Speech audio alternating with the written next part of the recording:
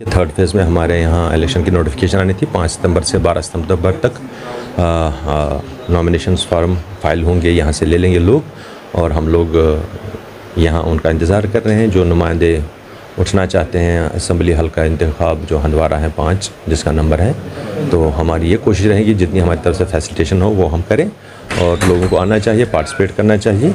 इसलिए हमने, चूँकि आज मुश्तहर किया है नोटिस, हमने निकाले हैं कि आज से 5 सितंबर से 12 तक आकर के जो उम्मीदवारी जताना चाहते हैं आवाम के लिए वो फॉर्म भरें और हमारे बाकी जो प्रोसेस हैं उसको कंप्लीट करें। टोटल कितने आपके अंडर पोलिंग स्टेशन हैं? हमारे अभी हंदवारा कॉन्स्टिट्यूंसी में 120 पोलिंग स्टेशन हैं। पहले 117 थे, 3 हमने ऐड किए हैं, जिसमें राजपुरा में हाई स्कूल से हमने एक निकाला है, वो पहाड़ी मोहल्ला में है प्राइमरी स्कूल, उसमें डाला है, उससे आसानी होगी लोगों को वहाँ पे। इसी तरह से डूलीपोरा में स्कूल हैं तो उससे निकाल के पंचायतगढ़ डूलीपोरा में, जो उससे कोई 50-100 मीटर की दूरी पे है, और उस इलाके के लिए लोगों को आसानी होगी, और वो नया पोलिंग स्टेशन है। इसी तरह से वडीपोरा हायर सेकेंडरी स्कूल में हमारे 2 थे, हमने उसमें तीसरा भी डाल दिया है, लेकिन एक पोलिंग स्टेशन जैसे क्यू में फिर रहना पड़ता है, थोड़ी प्रॉब्लम होती थी, उसको आसान बनाने के लिए तीसरा पोलिंग स्टेशन वहाँ कर दिया है। इस तरह से 120 पोलिंग स्टेशन है।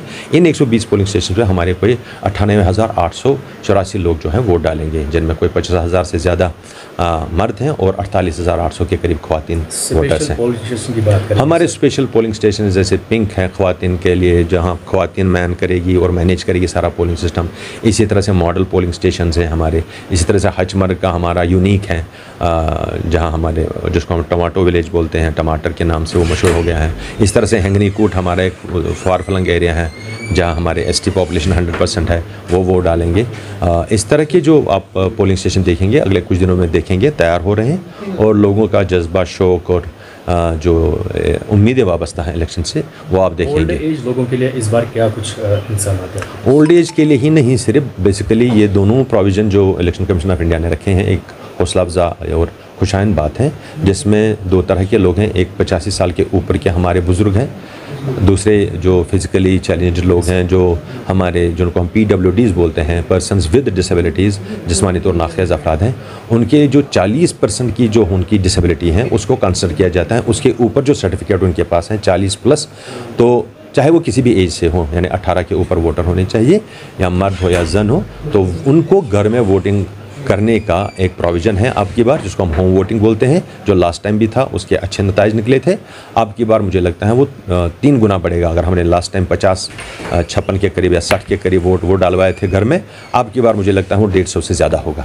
इंतज़ामात क्या हैं आप? हमारी तरफ से जो इलेक्शन के लिए इंतज़ामात होने हैं वो ऑलमोस्ट कंप्लीट हो चुके हैं, और उसमें कोई प्रॉब्लम नहीं है। जैसे एश्योर्ड मिनिमम फैसिलिटीज़ हैं पोलिंग स्टेशंस में, रैंप है, वहाँ पे पानी है, वहाँ पे बिजली है, वहाँ पे दूसरे तरह की सुविधाएं हैं, वो सब भी तैयार की गई हैं और दस्तयाब रखी गई हैं, एक्सेप्ट बिजली का जो हम कहीं कहीं पे लास्ट कनेक्शन देते हैं, चूँकि वहाँ चौकीदार नहीं होते हैं, वहाँ कोई दूसरी चीज़ इशूज़ रहते हैं, वो हम लास्ट में दे देंगे 2 दिन पहले। बाकी सभी पोलिंग स्टेशंस तैयार हैं। हमारा स्ट्रॉन्ग रूम जो ITM में वो भी तैयार हो चुका है, वहाँ हमने मशीनें लाई हैं, हमारी कमीशनिंग होने वाली है। उस कमीशनिंग के बाद हमारी वो जो मशीनें हैं वो तैयार रहेगी। जो हमारा 1 अक्टूबर को इलेक्शन है, उस दिन से पहले एक दिन, जैसे आपको पता है, हम मशीनें वगैरह भेजेंगे, पोल स्टाफ को रवाना करेंगे, तो 120 पोलिंग स्टेशंस में हम उम्मीद करते हैं कि पुरअमन इंतखाब होंगे। और तब तक जो हमारा ये सिलसिला अभी 20 दिन का है ऑलमोस्ट, अभी आप 5 है 15 25 दिन लगभग अभी हैं, उस दिन तक हमें उम्मीद रहेगी कि हमारे जो पॉलिटिकल पार्टीज़ हैं यहाँ जो कैंपेनिंग करती हैं, जिनका हक़ है, वो मॉडल कोड ऑफ कंडक्ट को नज़र में रख कर के कैंपेनिंग करेंगे। वो एहतराम भी करते हैं उन चीज़ों का। हम जो परमिशन देते हैं, जितना जल्दी हमसे होता है परमिशन देते हैं, कोई परमिशन हमारा पेंडिंग नहीं रहता है, तो उससे ये होता है कि मॉडल कोड ऑफ कंडक्ट की वायलेशन कम हो गई है। ये खुशाइन बात है। मैं तब भी इसके बावजूद भी गुजारिश करूँगा पॉलिटिकल पार्टी के ज़िम्मेदारान से कि वो देखें कि उनके जो लोग नीचे हैं उनको बताएं कि किस तरह की चीज़ें हैं जो मॉडल कोड ऑफ कंडक्ट में उनका पालन करना है। जैसे पब्लिक प्रॉपर्टीज़ पे पोस्टर नहीं चिपकाना, झंडियाँ नहीं लगाना, बिजली पोल हैं, हमारे स्कूल हैं, कॉलेजेस हैं, जो डिफरेंट ऑफिसेज़ हैं, तो उससे परहेज़ कर रहे हैं। वो कहीं कहीं हो सकता है ऐसा हो, उससे भी एहतियात बरतना चाहिए। आखिरी सवाल सर, जनरल इलेक्शन में जिस तरह से लोगों ने अपना राही दरंगी का इस्तेमाल करके यहाँ पर रेशो बढ़ा दिया वोट का, तो इस बार क्या अपील रही आपकी इस इलेक्शन में? आपने सही बताया कि यहाँ पे जो हमारे लोकसभा के इलेक्शंस हुए कि इस बात का हमें एजाज़ हासिल है कि ऑलमोस्ट हमारी जो है 72.05% की जो परसेंटेज है वो हाईएस्ट थी।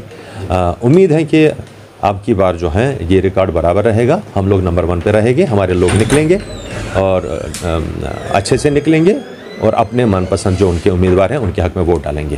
Thank you. Gopi Krishna hospital चिकित्सा के क्षेत्र में मथुरा का अग्रणी हॉस्पिटल एवं पहला टेस्ट ट्यूब बेबी सेंटर है। IVF में 70% सफलता, स्त्री रोग विभाग में high risk delivery, caesarean operation, hysterectomy आदि बेहद अनुभवी एवं क्वालिफाइड लेडी डॉक्टरों द्वारा किए जाते हैं। हड्डी रोग विभाग की एडवांस यूनिट, जहां पर जोड़ प्रत्यारोपण यानी कि घुटना रिप्लेसमेंट, कूल्हा रिप्लेसमेंट, रीढ़ की हड्डी के ऑपरेशन एवं फ्रैक्चर होने पर प्लास्टर, सरिया या प्लेटिंग आदि की सर्जरी की जाती है। हर प्रकार की जनरल सर्जरी एवं दूरबीन विधि से हर प्रकार के लेप्रोस्कोपिक ऑपरेशन, बच्चों के हर प्रकार के रोगों का इलाज।